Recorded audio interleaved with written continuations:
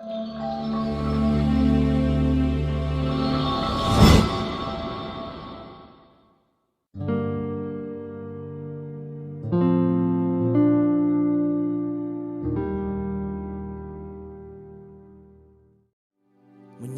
Engkau dengan segenap hati dan hidup kami, Tuhan. Thank you, Lord Jesus.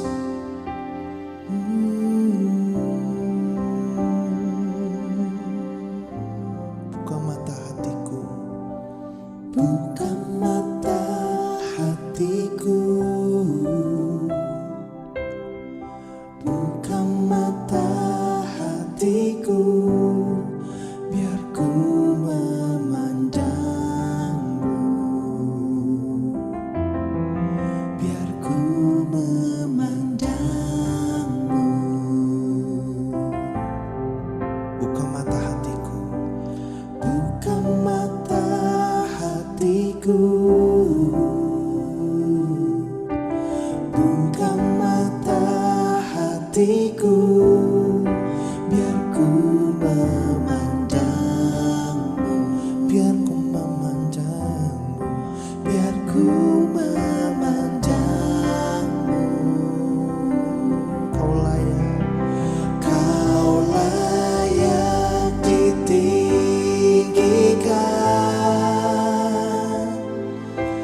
nyata kemuliaan-Mu, curahkanlah kuasa-Mu, ku sembah kudus, kudus, kudus.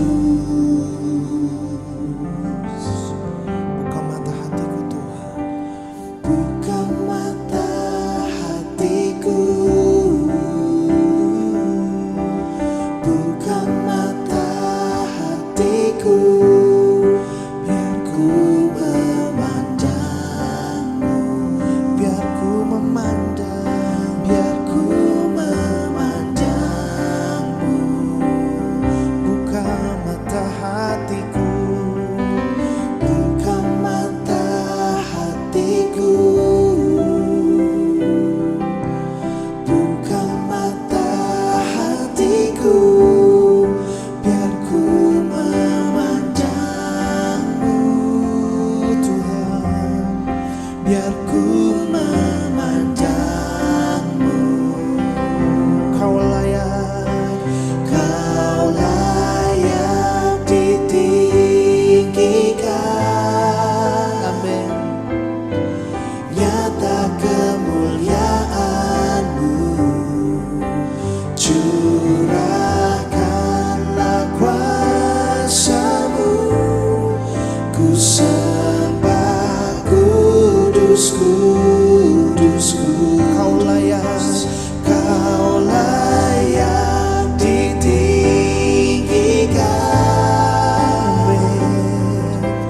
Nyata kemuliaan-Mu, curahkanlah kuasa-Mu, ku sembah kudus, kudus, kudus.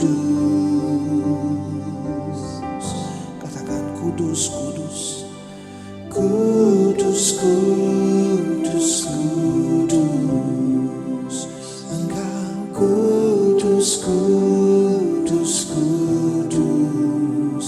Oh, kudus, kudus, kudus, biar ku memandangmu. Kudus, kudus, kudus, kudus. Amin, Tuhan. Kudus, kudus, kudus. Kudus, kudus, kudus, biar ku memandangmu. Sekali lagi katakan, kudus Tuhan, Kau kudus.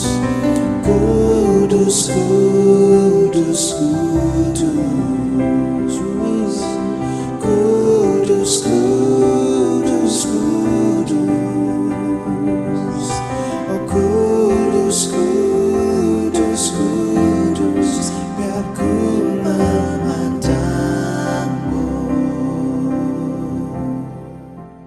Shalom. Jumpa kembali dalam Sahabat Shalom hari ini saudara. Kita akan bahas firman Tuhan dan merenungkan firman Tuhan, dan beberapa saat ke depan kita percaya bahwa dengan bantuan Roh Kudus setiap kita mengalami perubahan bersama dengan Tuhan. Baik, kita buka Alkitab kita dalam Injil Matius pasal 9 ayat 17. Injil Matius pasal 9 ayat 17. Demikian firman Tuhan, saya baca untuk saudara sekalian saat ini. Begitu pula anggur yang baru tidak diisikan ke dalam kantong kulit yang tua. Karena jika demikian kantong itu akan koyak sehingga anggur itu terbuang dan kantong itu pun hancur. Tetapi anggur yang baru disimpan orang dalam kantong yang baru pula. Dan dengan demikian terpeliharalah kedua-duanya. Saudara, seringkali kita pakai HP ya, pakai HP yang mungkin saat ini saya pegang juga ya. Seringkali HP kita tuh hang saudara, ya, tidak bisa digeser, tidak bisa mengupload, ataupun seringkali layarnya bergetar-getar saudara. Beberapa masalah ini mungkin akan meminta penggunanya untuk mengembalikan ke pengaturan awal ataupun di reset saudara. Kalau di HP kita pengaturan pabrikan. Hal ini terjadi biasanya karena virus ataupun kerusakan konfigurasi software ataupun hardware-nya, saudara. Demikian pula dengan pola pikir manusia. Terkadang seiring berjalannya hidup ini mulai ada mindset yang error. Mungkin lemot, yang tidak tepat dengan firman Tuhan, saudara. Yang menyimpang dari kebenaran. Maka dari itu kita perlu menata ulang. Saya ulangi lagi, kita perlu menata ulang atau memperbaharui pikiran kita atau cara pandang kita. Di ayatnya kita baca sebelum ini saudara ya, yang di atas kita baca, bahwa anggur yang baru tidak diisikan ke dalam kantong kulit yang tua. Kalau sudah tahu kantong kulit itu ya dari kulit binatang diambil, lalu karena dia banyaknya menampung anggur itu terjadi fermentasi, ya dari kulit yang elastis tadi akan menjadi keras lalu getah saudara, bocor, retak saudara. Akhirnya anggur tadi yang tersimpan akan sia-sia keluar, mubazir saudara. Karena jika demikian kantong itu akan koyak sehingga anggur itu terbuang dan kantong itu pun hancur. Tetapi anggur yang baru disimpan orang dalam kantong yang baru pula. Dan dengan demikian terpelihara kedua-keduanya. Seringkali ide-ide baru kita ini gak bisa dimasukkan ke dalam otak kita yang error saudara. Akhirnya ide-ide baru tersebut akan mental, sia-sia saudara. Sehingga kita punya pola pikir yang maju ya. Ketika kita paksakan masuk ke pikiran kita yang hari ini sedang error, sedang kredit, ya, sia-sia juga akan terpental saudara. Ada sebuah hamba Tuhan di Alkitab yang saya coba tarik sebagai contoh. Ada Petrus pernah mengalami hal yang demikian saudara. Ketika ia sedang berdoa, ia mendapat penglihatan bahwa ada kain lebar turun di hadapannya, berisi binatang berkaki 4, binatang menjalar, dan burung. Kemudian ada suara berkata, sembelihlah, makan. Kalau saudara baca dalam Kisah pasal 10 ayat 15 saudara. Kisah 10 ayat 15 bicara demikian saudara. Kedengaran pula untuk kedua kalinya suara yang berkata kepadanya, apa yang dinyatakan halal oleh Allah tidak boleh engkau nyatakan haram. Sudah tahu bahwa Petrus ini bertahun-tahun dia mempelajari tentang Taurat Tuhan, saudara. Bahwa apa yang ini tidak boleh, itu tidak boleh disentuh, itu tidak boleh dimakan, saudara. Tapi pada momen itu 2 kali Allah bicara, suara Tuhan bicara kepada Petrus, saudara. Apa yang dinyatakan halal oleh Allah tidak boleh engkau nyatakan haram. Kontradiktif dalam pikiran Petrus, saudara. Apa yang selama ini dia pelajari bertahun-tahun, apa yang dia percaya selama ini bertahun-tahun, pada saat itu dia harus menerima hal yang baru dalam pikirannya. Secara logikanya Petrus nggak mungkin bisa, saudara. Secara iman Petrus nggak mungkin ini bisa terjadi. Tetapi 2 kali Tuhan bilang kepada Petrus, apa yang dinyatakan halal oleh Allah tidak boleh engkau nyatakan haram, saudara. Bertahun-tahun Petrus meyakini dengan pola pikirnya tentang firman Tuhan. Bertahun-tahun Petrus memahami tentang pengajaran yang dia terima sebelumnya. Tapi pada saat itu, doktrin yang Petrus terima harus diriset, bahasa saya saudara. Harus diubah, harus diperbaharui. Karena doktrin itu sudah tertanam otaknya, tapi Tuhan ingin mengubah pola pikir Petrus, mengubah mindset Petrus dengan mindset yang baru yang Tuhan berikan sama Petrus, saudara. Bertahun-tahun Petrus terdoktrin tentang pemahaman ini, saudara. Itu bukan hal yang mudah, menerima hal yang baru daripada Tuhan dan meriset ulang, memperbaharui pola pikirnya, memperbaharui pemahamannya, memahami tentang doktrin yang baru yang Petrus terima, saudara. Apa yang Tuhan nyatakan halal, jangan kau nyatakan haram. Saudara tahu bahwa orang-orang Yahudi ya tidak boleh makan babi. Tapi saat itu Petrus melihat ada binatang berkaki 4 yang orang-orang bilang itu haram, tapi Petrus mendapatkan hal yang baru dari Tuhan. Itu halal. Maka perlu waktu untuk mengubah mindset yang telah mendarah daging itu, saudara. Tapi Petrus pribadi hamba Tuhan yang mau menerima pembaharuan daripada Tuhan, saudara. Yang mau menerima hal-hal yang baru yang Tuhan berikan sama Petrus. Inilah mengapa alasan kita perlu meriset ulang mindset kita. Hati-hati dengan pikiranmu. Pikiranmu yang selama ini memahami itu dengan cara pikir mungkin itu merasa benar, saudara. Ternyata salah. Kau merasa bahwa pemikiranmu, doktrinmu itu benar, ternyata salah. Belum tepat, saudara. Makanya kalau saya tarik dengan kasus Petrus tadi, ayo kita harus mau mawas diri, menerima hal-hal baru pada Tuhan. Meriset mindset kita, meriset doktrin yang kita terima selama ini, itu, saudara. Mulai terbukalah dengan hal baru yang Tuhan berikan sama kita. Reset your mindset. Kita akan bahas hari ini, saudara. Reset your mindset. Tema yang akan kita bahas hari ini, saudara. Baik, Bapak Ibu.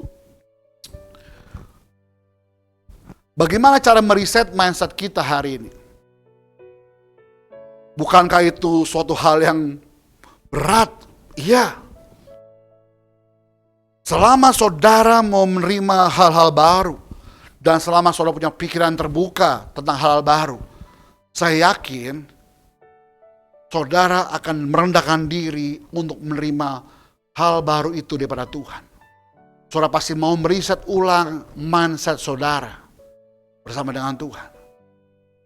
Kita buka, saudara, dalam Amsal 23 ayat ke-7, saudara. Amsal 23 pada ayat ke-7. Amsal 23 pada ayat ke-7. Demikian firman Tuhan. Sebab seperti orang yang membuat perhitungan dalam dirinya sendiri, demikianlah ia. Silakan makan dan minum, katanya kepadamu, tetapi ia tidak tulus hati terhadapmu. Saya baca dalam poin 7 bagian A.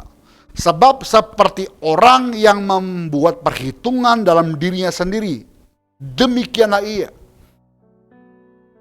Seringkali kita membatasi, menjengkali diri kita, saudara, dengan apa yang menjadi pikiran kita hari ini. Oh, saya itu seperti ini. Saya tidak mungkin bisa berubah. Oh, saya itu orang Jawa. Harusnya orang Jawa itu kalem, saudara. Harusnya orang Jawa itu genggeh, saudara. Iya aja.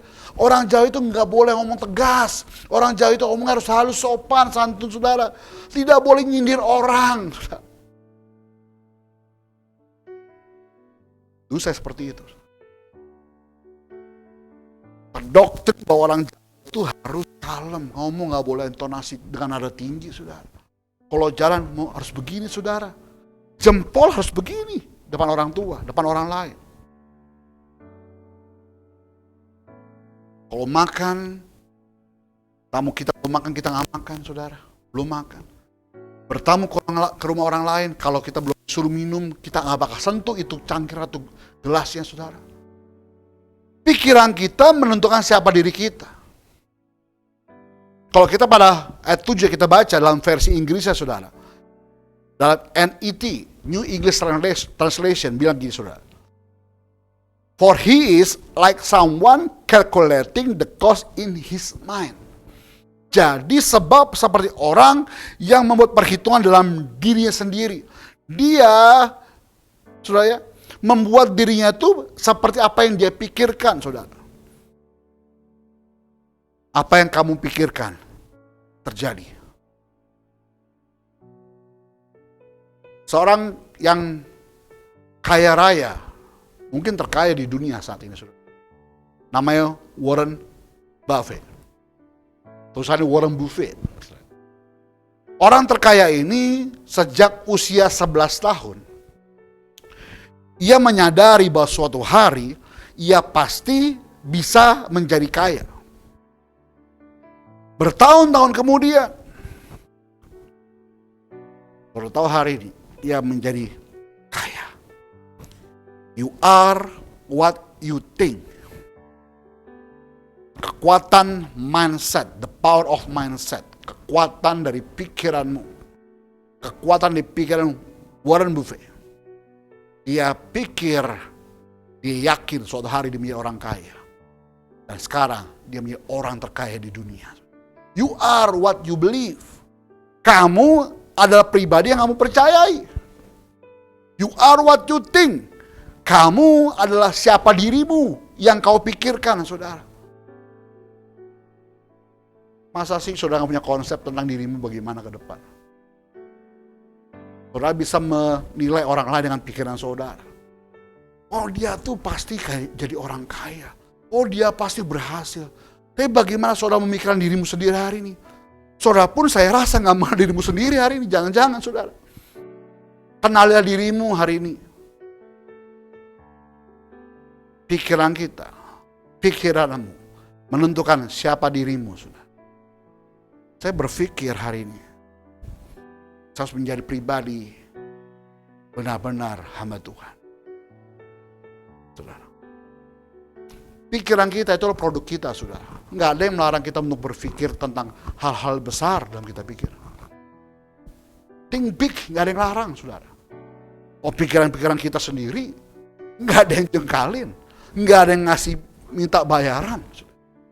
Pikiran kita adalah produk kita. Pikiran kita yang baik atau buruk akan mempengaruhi hidup kita, saudara. Dan tindakan kita pada hari ini. Berpikir tidak bisa, maka seluruh tubuhmu seolah mendapat pesan, instruksi dari otakmu untuk tidak perlu mencoba karena mustahil untuk berhasil. Hati-hati dengan pikiranmu. Pikiranmu bilang, aduh gak bisa deh, sulit deh. Aduh, ini terlalu besar yang saya harus lakukan, gak bisa. Saya yakin, otakmu mengirim pesan ke seluruh tubuhmu. Gak usah mengerjakan suatu hal. Pasti kau tidak akan pernah bisa berhasil. Seorang hamba Tuhan dan seorang motivator Kristen, saudara. Norman Vincent Peale, dia berkata demikian. You can if you think you can. Kalau kamu berpikir bisa, maka kamu pasti bisa, saudara. Semua yang dilakukan orang lain saya bisa lakukan. Tapi dua hal yang gak bisa saya lakukan, saudara. Tapi saya terus mencoba. Tapi satu hal yang saya tidak akan pernah bisa saya lakukan. Semua pekerjaan saya bisa lakukan, saudara. Baik pekerjaan rumah, ya, baik yang berat, yang ringan. Masak saya bisa, saudara. Saya ternakin burung saya bisa. Saya merawat tanaman saya bisa. Hal-hal untuk tukang saya bisa, saudara. Semua saya bisa lakukan. Setrika saya bisa. Tetapi ada kelemahan saya. Kelemahan saya cuman kalau saya setrika pakaian kemeja, ya, saya setrika tuh bisa licin. Tetapi saya nggak bisa lipat baju itu. Tapi saya terus mencoba, saudara, supaya saya bisa rapih lipatannya. Hal yang kedua yang saya akan tidak pernah bisa saya lakukan. Karena saya tahu kodrat saya laki-laki. Tahu apa, saudara? Saya nggak bisa melahirkan. Sekalipun saya berpikir saya pasti bisa, tidak akan pernah bisa terjadi, saudara. Tapi layaknya seorang laki-laki, semua pekerjaan saya bisa lakukan. Karena saya berpikir, saya yakin saya bisa, maka saya bisa. Pikiranku, pikiran saya, pikiran kita menentukan siapa diri kita, saudara. Ada orang ingin sebuah kemajuan. Ada orang pengen move on, saudara, katanya. Tetapi di kepalanya hanya trauma-trauma masa lalunya yang dia simpan di memorinya, saudara. Yang terus direkam dalam alam bawah sadarnya. Ibarat tanah, saudara. Tanah itu saya rawat, semakin saya rawat, ya saya bajak, saya pacul, saya sirami, saudara. Saya kasih pupuk tanah itu. Lalu saya tebar benih yang positif, saudara, yang baik. Maka akan menghasilkan hal-hal produktif. Kok pikiran ini saya terus rawat dengan baik. Kasih makanan yang positif, saudara. Hal-hal yang membangun dalam pikiran saya, saudara. Saya yakin pikiran saya akan menghasilkan hal-hal produktif, saudara. Saya mungkin kalau malam cuma tidur 3-4 jam normalnya, saudara. Saya tidur jam 12, jam 3 saya bangun, saya berdoa biasa, lalu saya tidur lagi, saudara ya. Pagi-pagi saya nyalakan HP saya, sudah banyak morning call, ya on call, konsultasi, telepon, saudara. Sepanjang hari. Mungkin saya di rumah, tapi saya terus melayani Tuhan. Minta nasihat, terus membuat catatan renungan harian, saudara. Saya lakukan setiap hari. Karena saya ingin pikiran saya, otak saya rawat, saya jaga, saya ngasih benih yang positif dalam pikiran saya, saudara. Supaya apa? Supaya sepanjang hari itu, saudara, hal-hal positif, hal-hal membangun, hal-hal produktif yang saya bisa lakukan dan saya bisa hasilkan, saudara. Ayo. Untuk reset your mindset yang pertama. Pikiran saudara menentukan siapa dirimu. Amin. Yang kedua, saudara. Ada 2 orang penulis buku yang saya catat. Namanya Eric Harvey dan Steve Ventura. Eric Harvey dan Steve Ventura menulis buku tentang lupakan demi kesuksesan. Saudara cari ya bukunya ya, saudara baca. Lupakan demi kesuksesan, saudara. Mereka berkata demikian, saudara. Otak kita seperti lemari. Kadang-kadang diisi oleh hal-hal yang tidak lagi kita gunakan. Hal-hal yang tidak pas lagi. Sekali-sekali dong, hal itu harus kita bersihkan. Saudara punya lemari baju di kamar saudara, di rumah saudara. Coba buka, saudara. Pakaian-pakaian saudara yang ada di lemari itu, baik celana, ya, baik di laci-laci ada mungkin pakaian-pakaian kaos saudara, mungkin ada jas, batik saudara, ataupun dress saudara, saudara. Perhatikan apakah itu terus saudara pakai setiap hari. Apakah sudah usang, sudah lawas, tapi masih tersimpan di dalam saudara. Saya mau gambarkan hari saudara itu di dalam benak saudara, pikiran saudara. Banyak memori-memori yang lama yang lalu yang menyakitkan, yang trauma-trauma tersebut, yang tidak pernah kau keluarkan dalam lemari saudara, dalam pikiran saudara hari ini. Masih laci-laci. Sudah. Nggak berguna lagi. Buang. Kepahitanmu. Memori tentang orang menyakiti saudara, buang. Memori tentang kegagalan, buang, saudara. Gak berguna lagi. Memori-memori yang membangun, buang, saudara. Gak berguna lagi. Tapi berbeda kalau saudara emang suka nyimpen barang-barang yang gak berguna lagi. Buka lemari, mau dibuang baju zaman SMA. Aduh sayang, punya penuh kenangan. Aduh, saya mau buang celana pendek saya zaman SD. Aduh jangan, masih bisa dipakai untuk orang lain. Disimpan lagi, saudara. Bertahun-tahun, berpuluh-puluh tahun tidak pernah dibongkar-bongkar. Sudah usang, mubazir. Coba saudara keluarkan. Lebih baik baju yang lawas tadi saudara sumbangkan. Kalau emang layak pakai, saudara. Saya mau gambarkan hari saudara. Kok pikiranmu ini tidak pernah kau bersihkan. Tidak pernah kau refresh. Tidak pernah kau toto bahasa Jawa ya, ditata ulang. Saudara. Tidak pernah kau bereskan saudara. Penuh semua di pikiran. Bahkan hal-hal perintilan yang tidak pernah kau pikirkan juga. Mau buat apa? Ngapain bahasa saya? Poin kedua, bagaimana bisa mereset your mindset saudara. Pikiranku perlu disegarkan kembali. Ini momen lagi liburan nih, ya. Liburan panjang. Orang biasa kalau liburan ngapain? Oh Pak, saya butuh liburan. Ya, kalau bahas sekarang, aduh, kita mau healing nih liburan. Kita mau healing liburan. Tapi setelah healing, balik kerja lagi. Jadi sinting, katanya saudara. Kenapa? Karena balik kepada rutinitas biasa lagi. Berarti nggak menemukan esensi liburan, saudara. Apa sih liburan? Liburan itu mengistirahatkan tubuh kita. Untuk menyegarkan diri kita. Untuk menyegarkan diri dan tubuh.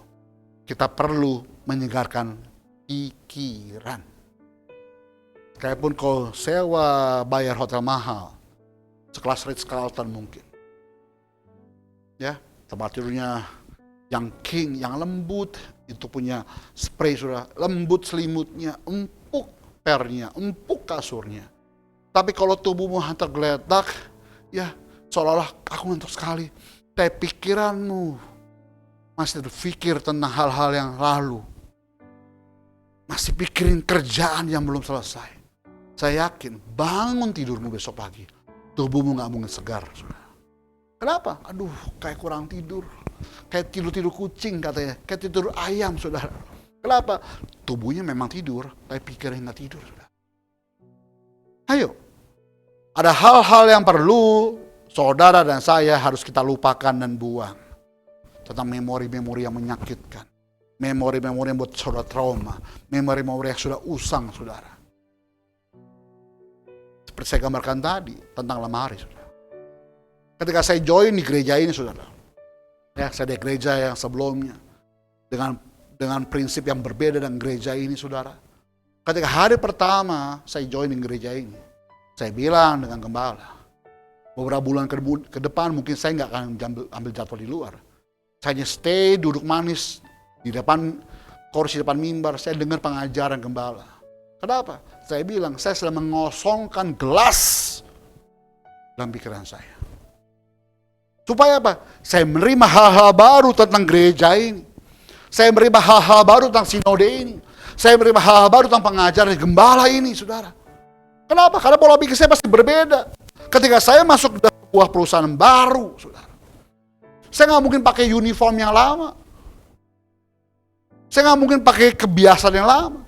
Saya nggak mungkin pakai doktrin di otak saya yang lama, saudara. Karena berbeda institusinya. Karena berbeda perusahaannya. Karena berbeda pengajarannya. Karena berbeda peraturannya, saudara.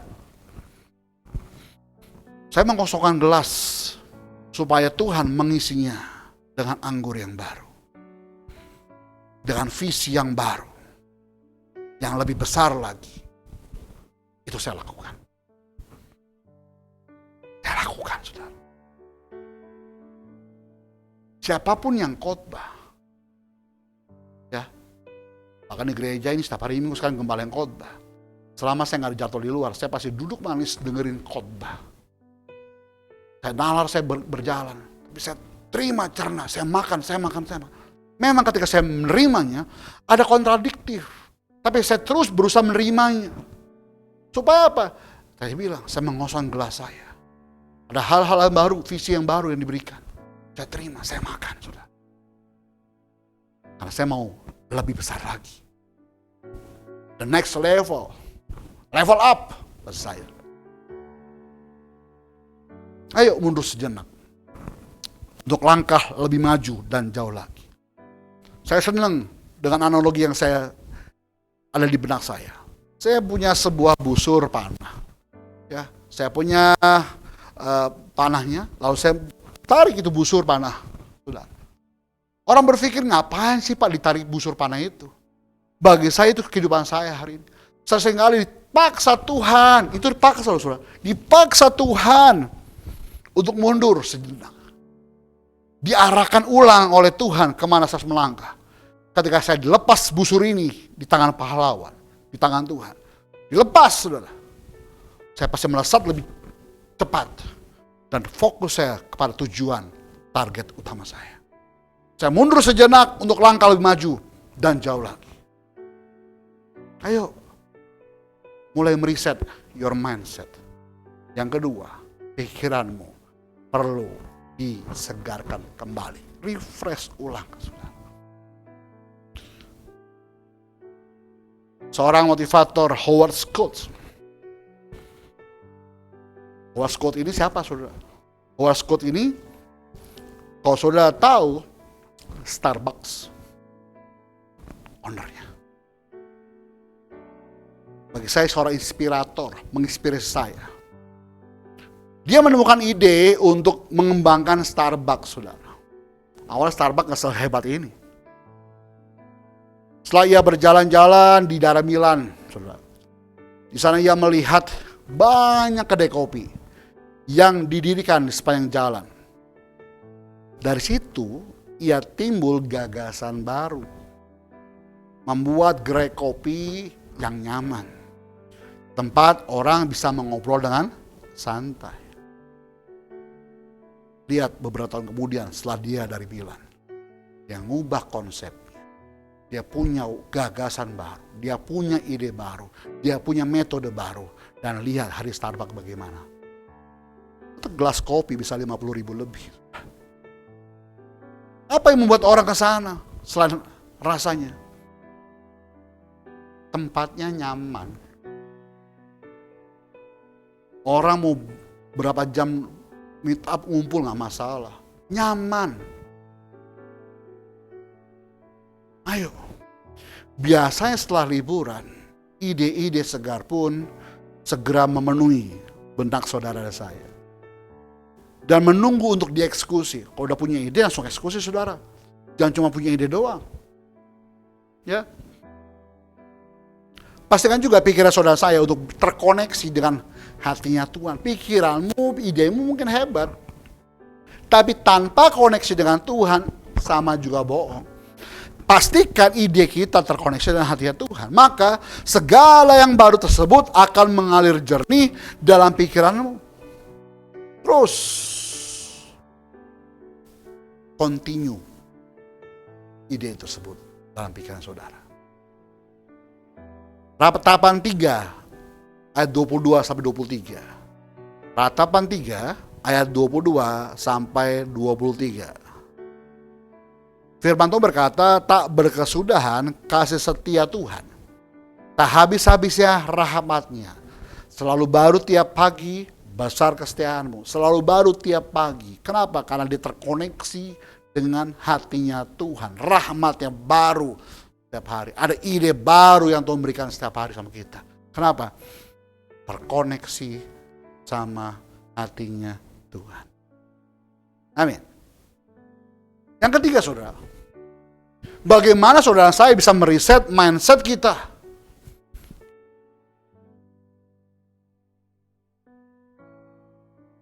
Yang saya pelajari. Ternyata pikiran kita perlu diperbaharui seperti pikiran Kristus. Pikiranmu, pikiranku perlu diperbaharui seperti pikiran Kristus. Karena cara berpikirnya Kristus berbeda dengan cara berpikirnya kita.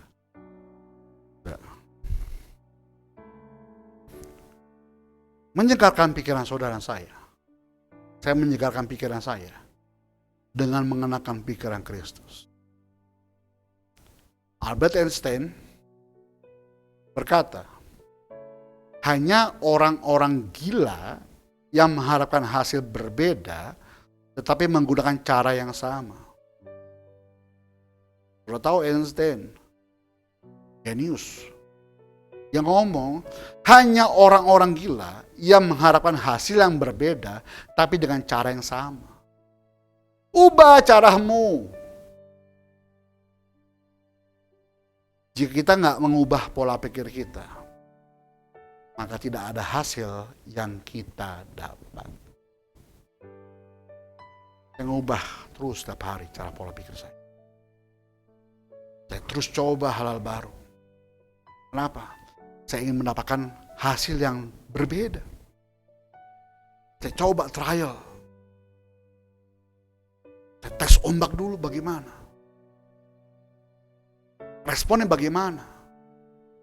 Karena saya pengen hasil berbeda. Caranya pun berbeda. Saya nggak ngulang cara yang lama lagi. Sekalipun cara yang lama saya adopsi lagi. Saya kembangin lagi. Tapi berbeda caranya. Karena saya ingin mendapatkan hasil yang berbeda, saudara. Kalau mindset sudah tidak berubah, usaha saudara pun bisa mati.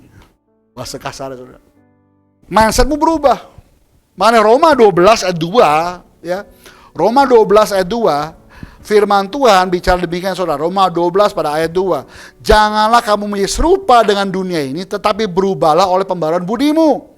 Sehingga kamu dapat membedakan manakah kehendak Allah, apa yang baik, yang berkenan kepada Allah, dan yang sempurna.